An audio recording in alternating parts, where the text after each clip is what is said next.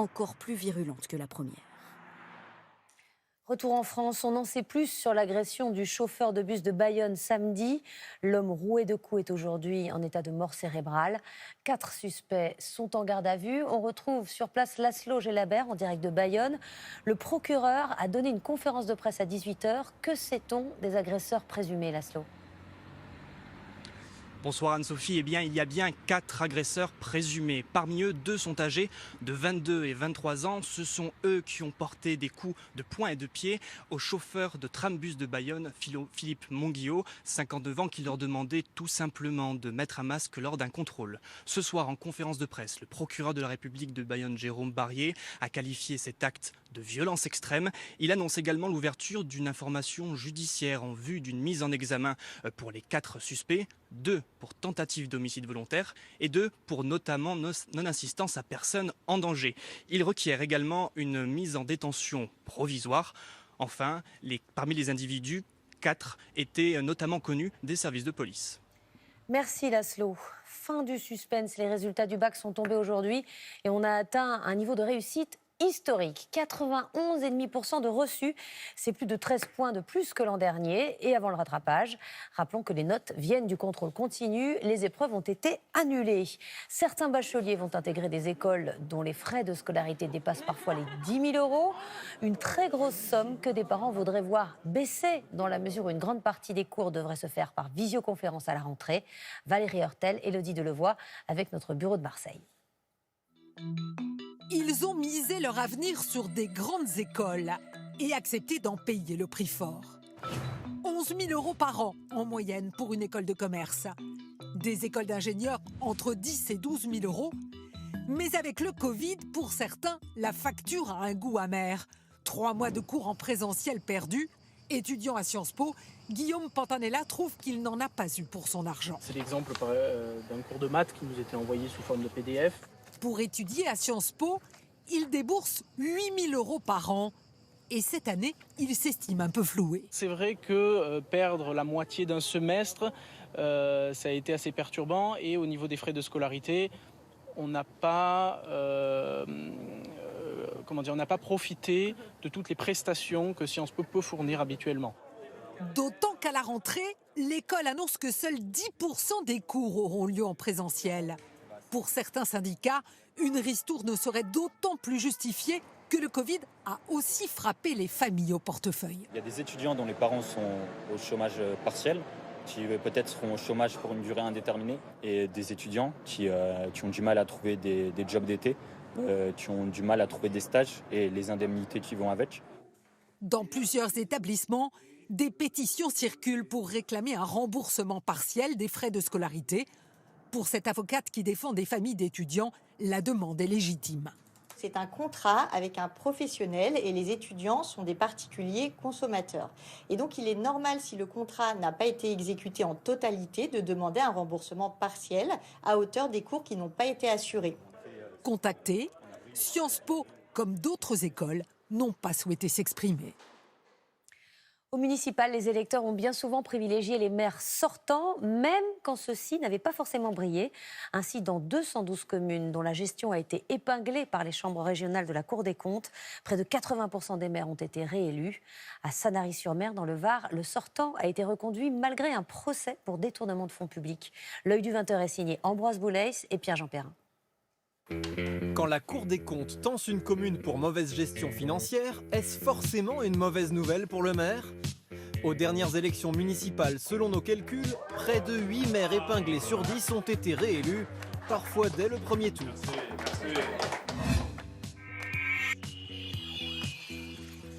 Après les élections municipales, nous avons étudié 4 années de rapports des chambres régionales des comptes sur la gestion de 800 communes françaises. Endettement croissant, situation dégradée, en tout 212 municipalités sont sévèrement critiquées. Mais peu de maires qui se représentaient ont été sanctionnés par les électeurs.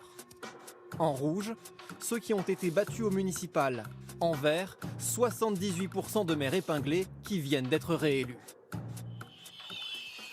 Par exemple, à Sanary-sur-Mer dans le Var, la gestion du maire Ferdinand Bernard avait été pointée du doigt en 2012 par la Chambre régionale des comptes. Elle relevait des anomalies dans la gestion et les marchés publics de la ville et l'utilisation d'une voiture de la commune par le maire pour partir en vacances. Le maire a répondu avoir depuis réorganisé ses services financiers, mais la Chambre régionale des comptes a alerté la justice. Et le mois dernier, Ferdinand Bernard a comparu pour détournement de fonds publics, prise illégale d'intérêt et favoritisme. Le maire, qui plaide non coupable, encourt une peine de prison et d'inéligibilité. Le jugement sera rendu à la rentrée.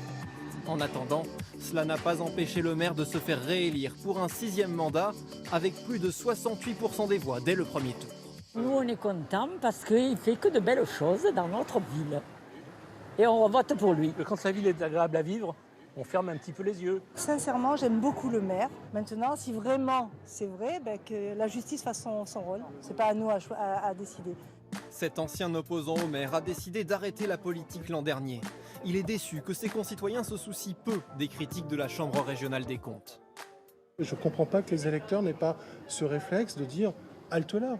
Choisissons quelqu'un d'autre. Il n'y a pas plus égoïste qu'un électeur. C'est-à-dire qu'il va regarder devant sa porte. La rue est belle, j'ai des fleurs, il fait beau, les cigales chantent. C'est bon pour moi. Contacté, le maire de Sanary n'a pas souhaité répondre à nos questions. Aux dernières municipales, selon nos calculs, au moins 118 maires ont été réélus après avoir été épinglés. Alors quel est l'impact des avis de la Cour des comptes? Contacté, l'institution souligne que les 3/4 de ces recommandations sont mises en œuvre.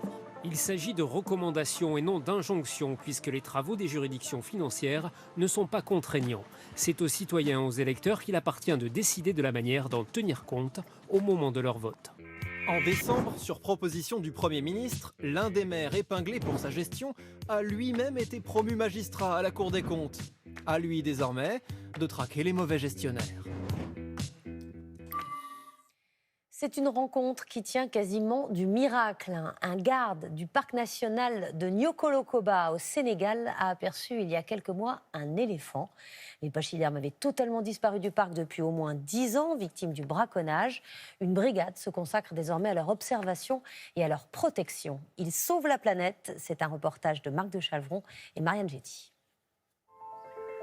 Au Sénégal, nombreux sont ceux qui n'arrivent toujours pas à y croire. Et pourtant, le lieutenant Diediou ne se lasse pas de raconter ce qui lui est arrivé le 19 janvier dernier. Donc, je suis descendu avec mon âme. Le gardien du parc du Niokolo-Koba a vu un éléphant photo à l'appui.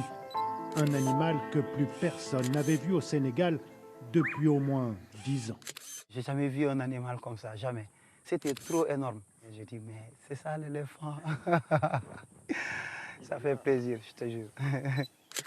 Beaucoup pensaient qu'il avait tout simplement disparu du pays.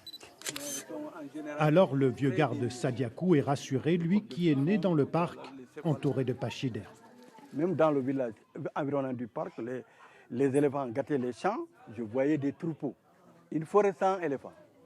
C'est pas joli à voir. Comment l'éléphant a-t-il pu quasiment disparaître du Niokolo-Koba?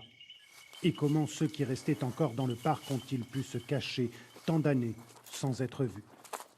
Avec son équipe de gardiens, le lieutenant Diediou sillonne le parc en permanence à la recherche de braconniers. Voilà. Là, regardez, c'est là qu'ils ont installé leur campement. Le gars se cachait ici. Les gardes arrivent trop tard. Les braconniers sont déjà bien loin. À cause de ces braconniers que la faune a considérablement baissé quand même. Ça, il faut le dire. A disparu, ouais, c'est ça. 913 000 hectares, c'est pas facile à surveiller. Bon, mais on fait nos mieux. Le braconnage intense, comme en attestent ces photos, la cause principale donc de la descente aux enfers du Niokolo-Koba. Patrimoine mondial de l'humanité et aujourd'hui en péril.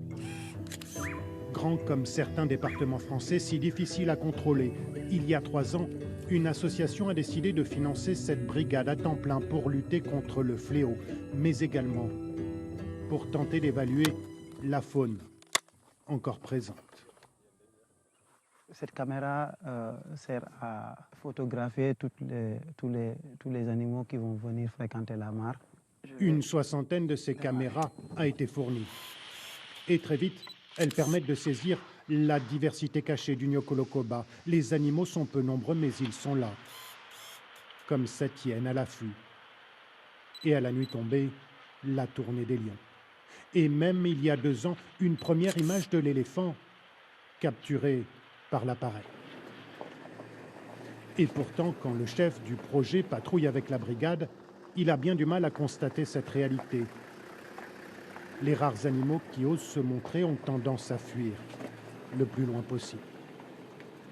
Il devrait y avoir une forte densité d'animaux dans cet environnement. Et puis on devrait les voir plus facilement. C'est pour cette raison que l'association a construit cette piste, la seule dans cette zone de plus de 2000 hectares, pour mieux protéger et voir les animaux. Les habituer aussi à la présence d'hommes et de femmes qui ne sont pas des braconniers. C'est d'ailleurs à proximité de cette piste qu'a eu lieu la rencontre avec l'éléphant. C'est ici même, c'était à côté, à peu près 30 mètres comme ça. On est descendu donc. Donc, juste derrière, les bambous que vous voyez là, il ne s'est même pas caché et il n'a plus pris la fuite. Il n'a pas bougé, il commençait à pousser des petits cris. On entendait ces cris-là parce qu'on n'était pas trop loin de lui, à peu près 15-20 mètres comme ça. 4 à 5 minutes de magie de face à face, comme si le pachyderme était déjà habitué à la présence du lieutenant. Donc c'est le travail qui paye. On a vu qu'avec l'aménagement, peut-être, on a plus de chances de connaître ce qu'on est en train de gérer. Les gens se disaient que c'est un parc mourant, quoi. Il n'y a plus rien ici, alors qu'il y a un grand potentiel qui est dans ce parc. Voilà. Grâce aux caméras installées dans le parc, l'association a recensé 3 éléphants différents, tous des mâles, et projette d'en réintroduire de nouveaux, pour permettre au Nyokolokoba de retrouver son abondance d'autrefois. C'est la fin de ce journal. Dans un instant, le journal météo de Chloé Nabédian. Le feuilleton Ainsi grand soleil, suivi d'une soirée spéciale Affaires conclues, le duel des brocantes sur la route. Soirée présentée par Sophie Davant. Bonsoir et à demain. Retrouvez toute l'actualité en continu sur France Info, Canal 27.